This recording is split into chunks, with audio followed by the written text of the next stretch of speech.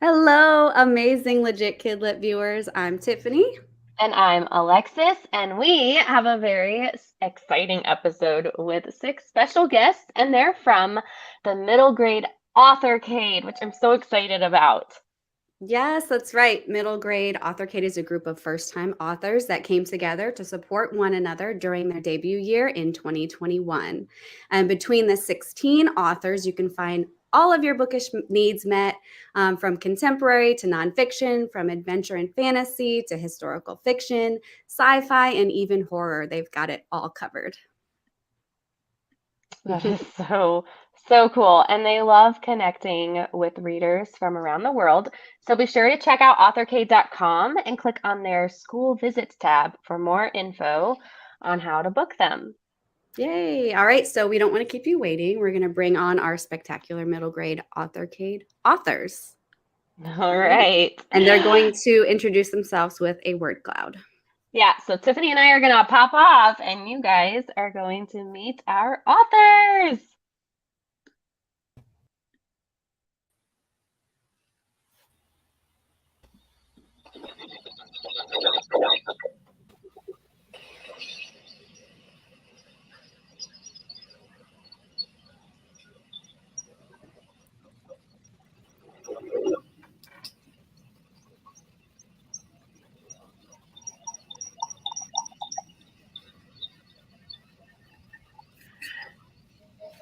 Okay, I guess I'll start.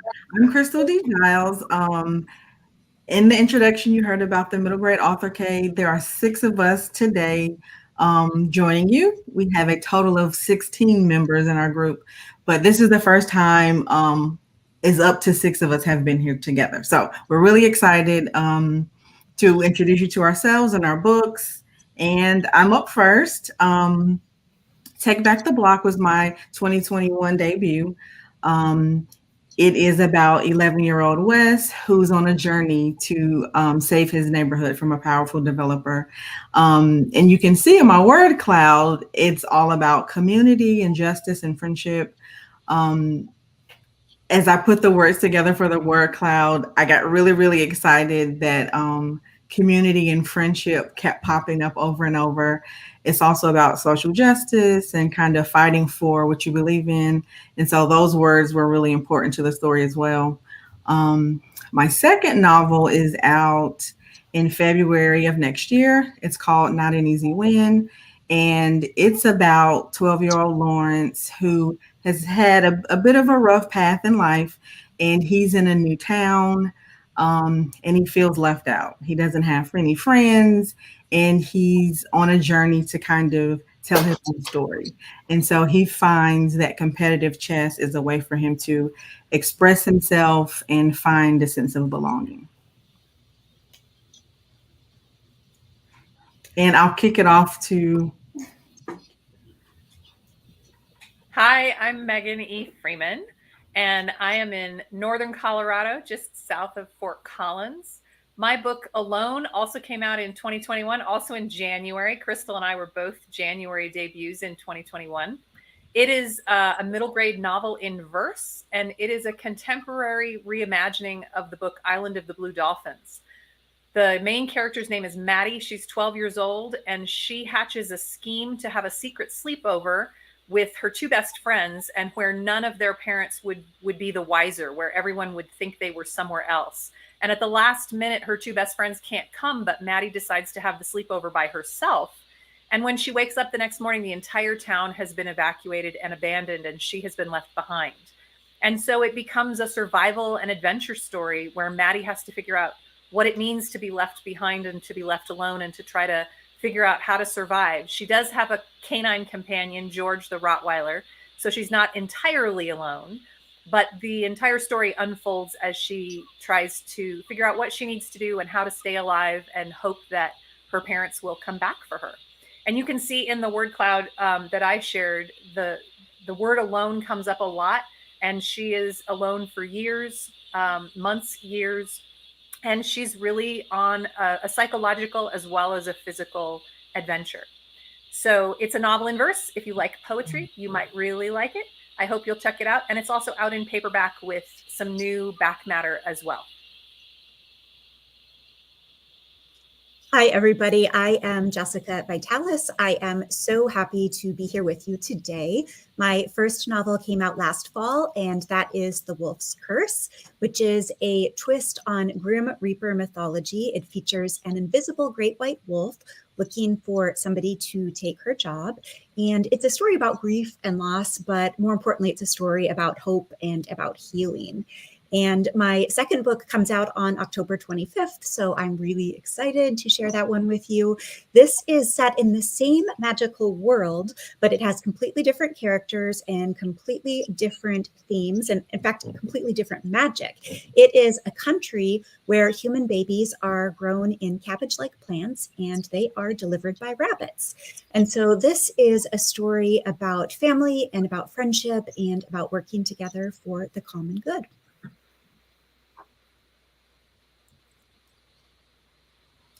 Hi, my name is Rina Heisel, and my middle grade debut came out in July of 2021.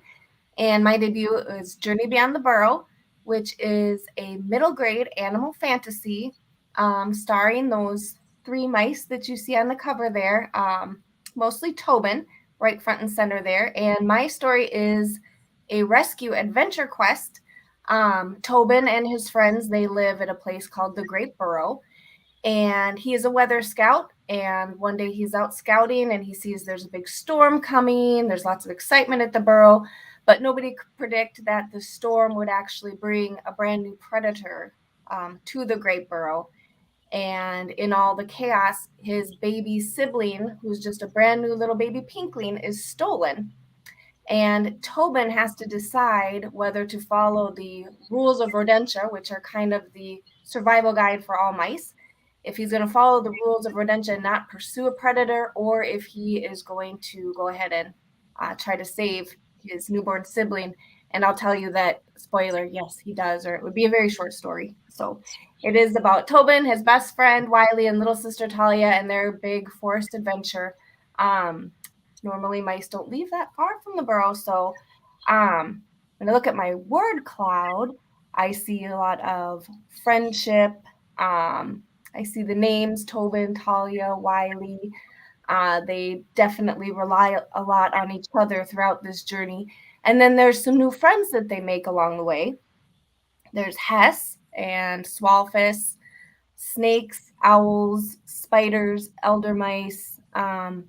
I tried to create a real forest adventure where you feel like you're really down on the forest floor adventuring with these mice, which is why you see the word floor a lot in dandelion and caterpillar and eyes, nose. I try to put you in their senses so that you kind of get a mouse eye view of this pretty perilous forest on their adventure. So if you like animal rescue quests, you just might enjoy Journey Beyond the Burrow.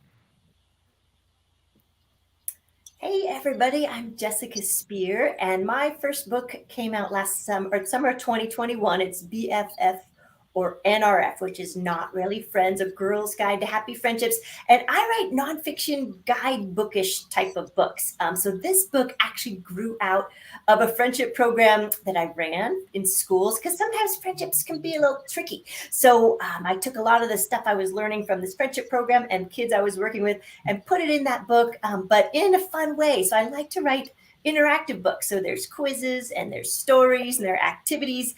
And then last summer, my second book came out. It's called Middle School Safety Goggles Advised. And just like friendship, sometimes things get tricky in middle school too. So this book dives into a lot of the changes that happen in the middle school years, but again, in an interactive, fun way. So there, again, quizzes, because who doesn't love a good quiz? And choose your own ending stories, because that's what I especially loved when I was a younger reader. So there's lots of activities there too, and explores all sorts of stuff that I was hearing from students, that some tricky things to navigate in middle school. So my word cloud because my second book, Middle School Safety Goggles Advised, dives into a lot of science, both in a fun way, but also, in a exploring human behavior, why we do what we do.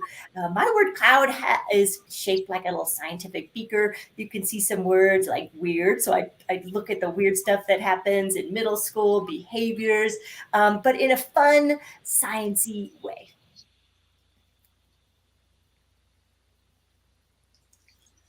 Hi, everyone. My name is Kate Albus, and I am currently having serious word cloud regrets because, as you can see, I only put like 10 words into my word cloud and not even in a cool shape like the rest of you did. So lesson learned. Next time I'll know to do a much better word cloud. But I'm the author of A Place to Hang the Moon, which is historical fiction for middle grade readers. Historical fiction meaning that the story is based on something that happened in real life, but the story itself is made up. And the real life event that A Place to Hang the Moon is based on is the evacuation of England's children from the cities to the countryside to keep them safe during World War II. So A Place to Hang the Moon tells the story of William, Edmund, and Anna, 3 siblings who've just been orphaned by the grandmother who raised them. We don't so much care that the grandmother has died because she wasn't a fantastically great grandmother to begin with, but they do need a guardian. And so during World War II, as you might imagine, guardians are not terribly easy to come by, except that the children hatch a plan to use those World War II evacuations in the hopes of finding a forever home. So, and my second book comes out next year. I don't have a picture of the cover yet, but I hope to have one to be able to show soon. It's called Nothing Else But Miracles. It is, again, historical fiction, again set during World War II, but this time in New York City. So something to look forward to for next year. That's it for me.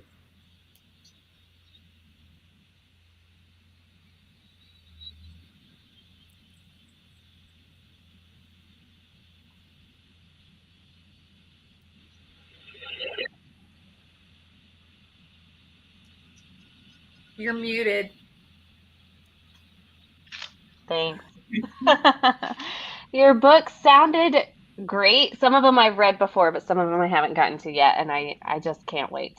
So we are going to start to play a round of Authorcade book trivia. Each of our authors has sent in a quote and a question related to their book. Everyone has a chance to chime in and answer, and the real author may be tricking everyone with the wrong answer. So here we go.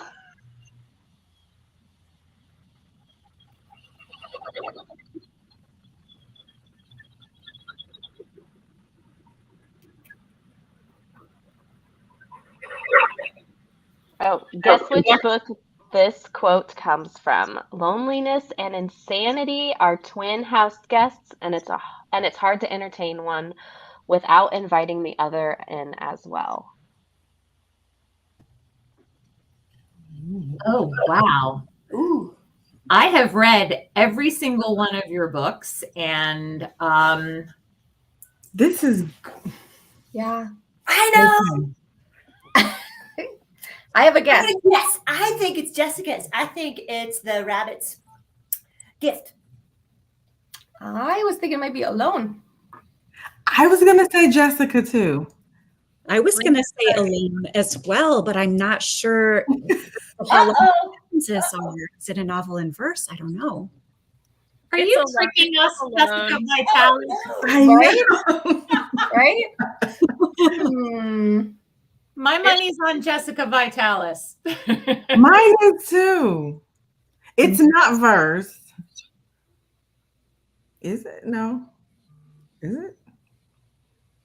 Or It is. Maybe it is verse. Alone. Am I muted? No, you're not. I'm shocked. Oh no! Oh, You all had me a little bit worried. I was like, did I write that? And I just that's entirely possible. Jessica's like, man, that's really pretty. I feel so calm. I think And I'll take the credit, sure. That's beautiful. okay, you tricked us completely. Oh my goodness. Okay. I don't know poetry, clearly, Megan.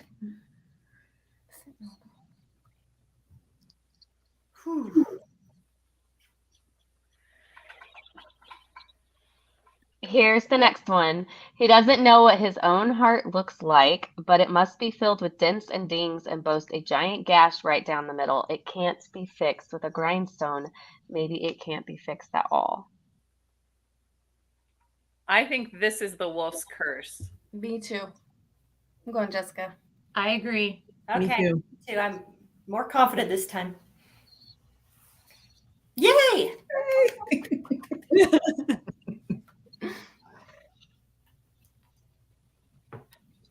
Oh yeah. Oh yeah.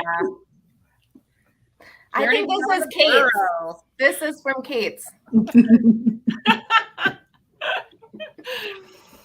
Nope. I love those spider graphics with my whole heart.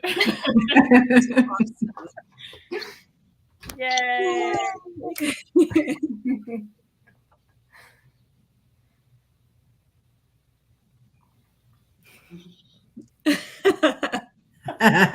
Okay.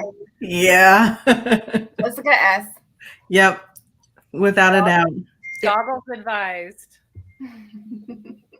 I love that so much, Jessica. I love that whole theme through this book. The the idea of middle school being like a big science experiment. It kind of is. It's so clever. It's perfect.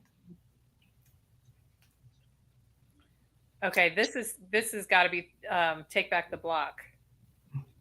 That's my guess too. I'm going with that. Okay. Oh yeah. Yeah.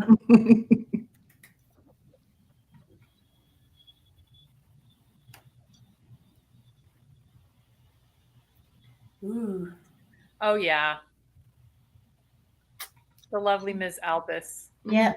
Yeah. The moon. Are you sure? Yes. Yep, that's me. Just the mentioning of the past. We all Yeah. And the language is so thick, you know, it just, yeah. On the mention of British books too. Yep. Mhm.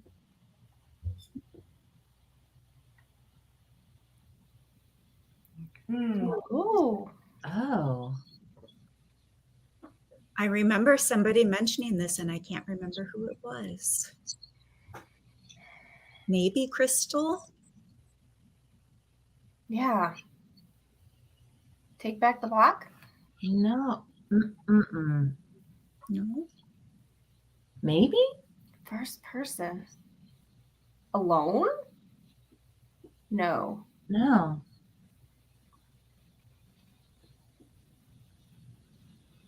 Uh-oh. Is it you, Crystal? It is. So, you know, I did a total rewrite. that was also true for Alone. Same Oh my thing. God. Oh, wow. You guys were right. Man. Never playing poker with Crystal. Oh, wow. She wanted to. Okay, I have a guess for this one. I think it's The Rabbit's Gift. I'm going. I second that. Oh yeah. Yeah. Ah.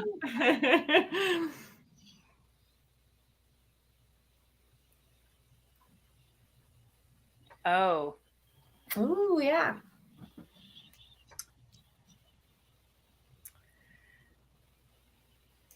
You need a hint. One is a fish and one is a reptile. Are I we was supposed going to to say, remember was it not a water snake? It was a land snake, right? The snake was on land, not in the water. Right. Well, one of the snakes was their friend Hess.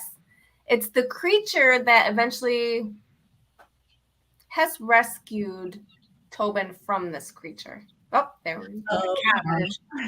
Oh yeah, I forgot the snapping turtle. The catfish. Yep. Yes.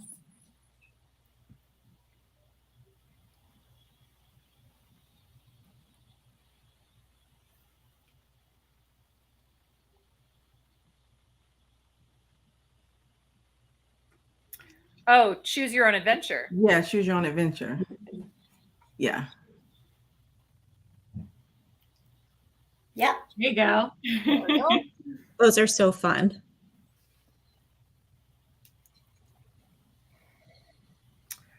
Ooh, that's a good question. That's got to be Place to hang the moon. Yeah. Tis Definitely. Okay. 1940. Wow. Wow. I didn't know Pinocchio was that old. I know. How did you know that, Kate? Neither. The interwebs. The interwebs have so much information.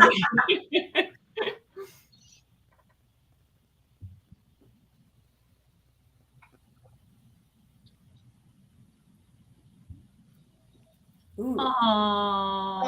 Alone. Oh. Hello. Alone. And drawing from one of my favorite poems, too. All hail Mary Oliver. Mhm. Okay, well, that was so much fun. We all win because we learned more about your awesome books.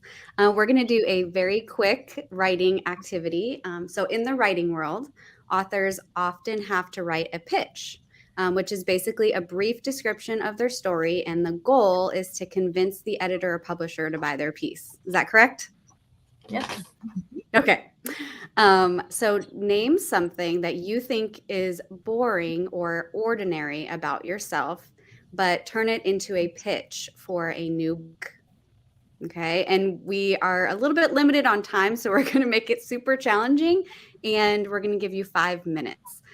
So some things that you might kind of help us out with. If you have any tips for a good writing pitch, or like, can you kind of guide us through one while you're also doing it? So yeah, we're really giving you a great challenge here, and I'm going to pop off.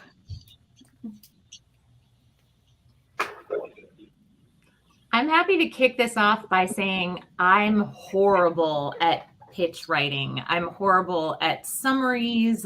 I'm awful at this, so I don't know that I have any great advice. And I will also confess that since we were told we were going to do this, thank goodness, I cheated and did it in advance. So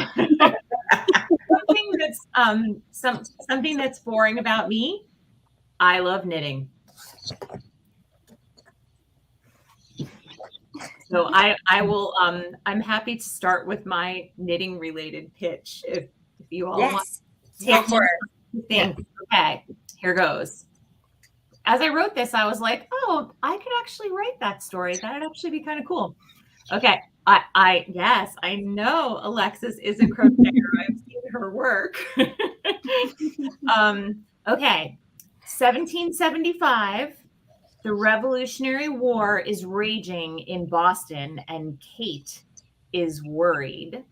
Her father has been ill ever since he was part of that tea party in the harbor a couple of years ago, and he's not able to support the colonial troops.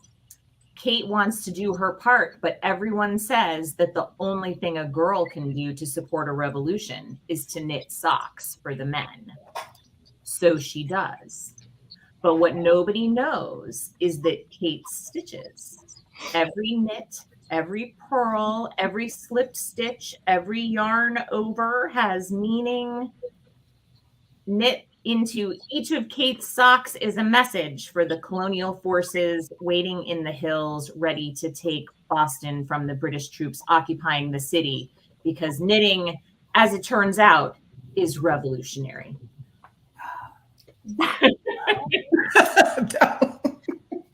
I am Wow. so Kate. I'm so glad you went first, because I know that was gonna be And you told us that you were no good at pitch writing. I I thought long and hard about that one. I was like, how to make knitting into something exciting.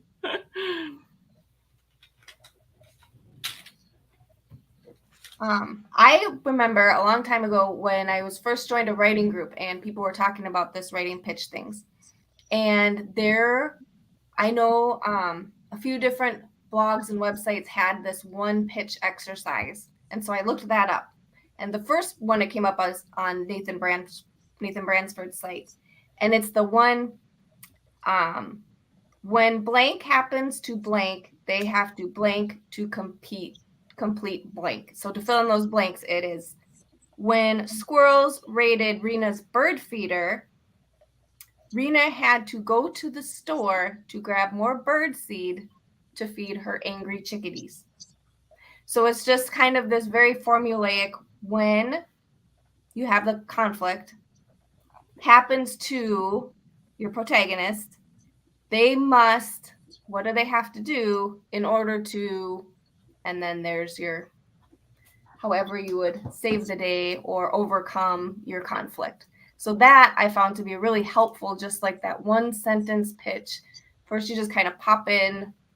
I mean, it's not super exciting to start, but once you get at least that part done, you can kind of hammer it and tinker with it a little bit to make it something a little more exciting.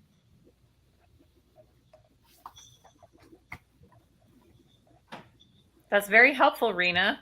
I'm actually using that right now. I have to write that one down because I have not written a pitch for my second book yet. And currently I think my pitch for the second book is about like this long.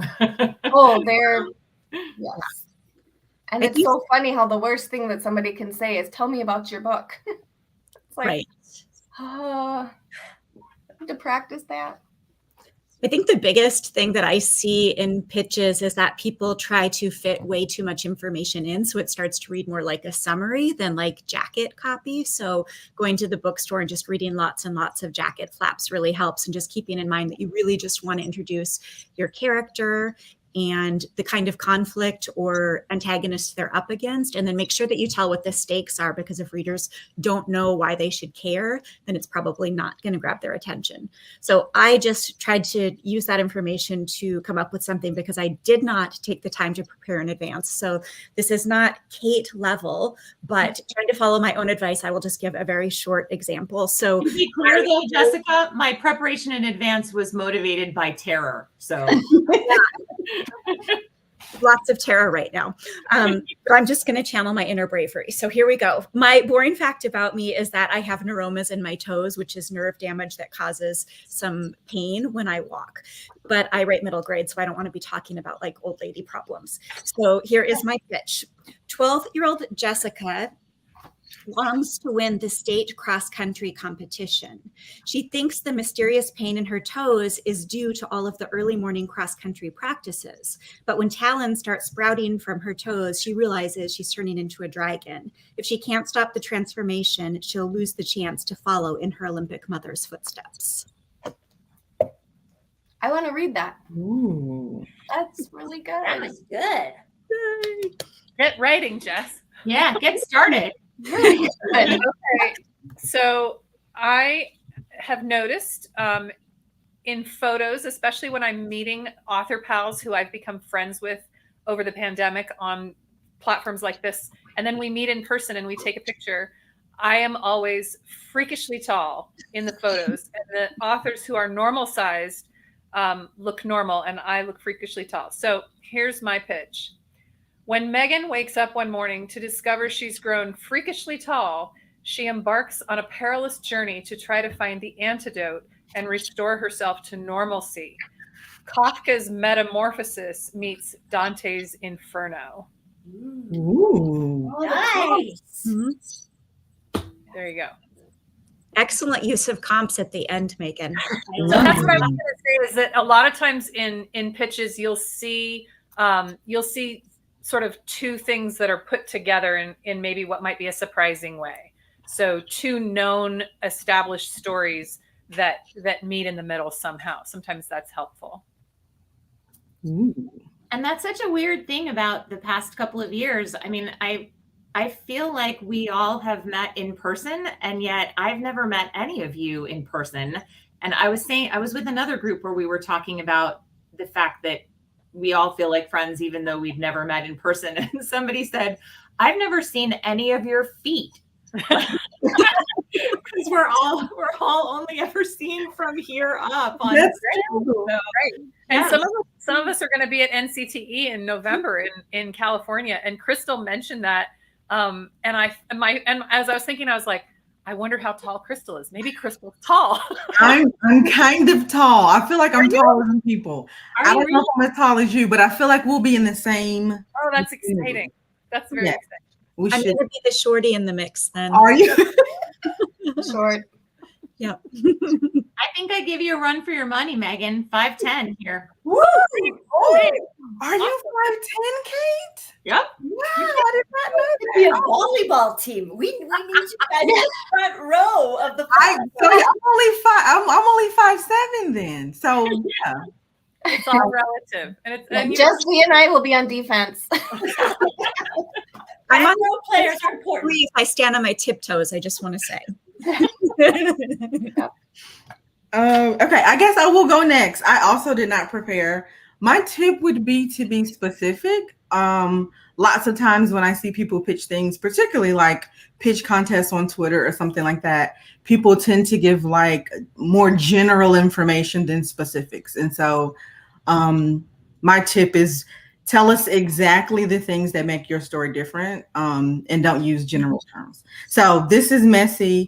I guess my boring tip, I feel like, which may not be boring, but I'm a boy mom, and my son has all of these super creative things in his head, and he's always telling me kind of stories that he creates, and I'll always have to go along for the adventure, and I always feel like I'm kind of behind his creativity. So this is more inspired by something he told me the other day. Okay. When 10-year-old Ezra finds out dogs are being kept captive in a nearby warehouse, he and his mom create a secret rescue society to free them before the neighborhood villain finds out who's sabotaging him. He got this idea from a movie he watched the other day about dogs being held captive. And so he asked me in one of his story pitches about rescuing dogs. So that's where that came from. Go Ezra. That's awesome. Nice. Okay, I guess I have to do this. Oh my God. I'm so not even prepared. So this is completely winging it, which is not uncommon for me. But a boring fact of mine is a lot of people are way into technology. I'm not. So I'm going to show you my old phone. This is the iPhone 8. So I don't even care. Like, I don't even want to deal with upgrading my phone. My kids are horrified. The screen cover is cracked because I can't even remember to buy a new cover for my phone. So that's pretty boring. But then I thought, okay, but one thing, and this is a little cheating on this whole deal. I did write a third book that comes out next summer on the phone book, because what I am curious about is the impact of technology on all of our lives, because it's been a huge shift, especially in the last few years. So a tip for writing pitches is I always like to pack in, what inspired me, like what did I find really interesting as I was researching and writing the book, and something that might intrigue readers. So here's my completely made up pitch that I didn't actually have a pitch for this book because I wrote a proposal for it. So there were some summaries, but I didn't actually pitch. But now I'm pitching because I have to for this game. Okay, here we go. So did you know that your smartphone has more computing power than the Apollo 11? Did you also know that your smartphone has tons of false information, and that false information travels 7 times faster than true information? Did you know that your smartphone has a big impact on your mood? Did you know your smartphone is designed by technology experts that put little things in that phone that actually keep us staring at them. So they're designed in a way to keep us staring at. So the phone book has all this information, plus secret codes, techie tidbits, and lots of stories from teens on how to navigate that really powerful advice in your pocket. Love. That was amazing. I love it. So next summer, August 20. Yeah. The phone book.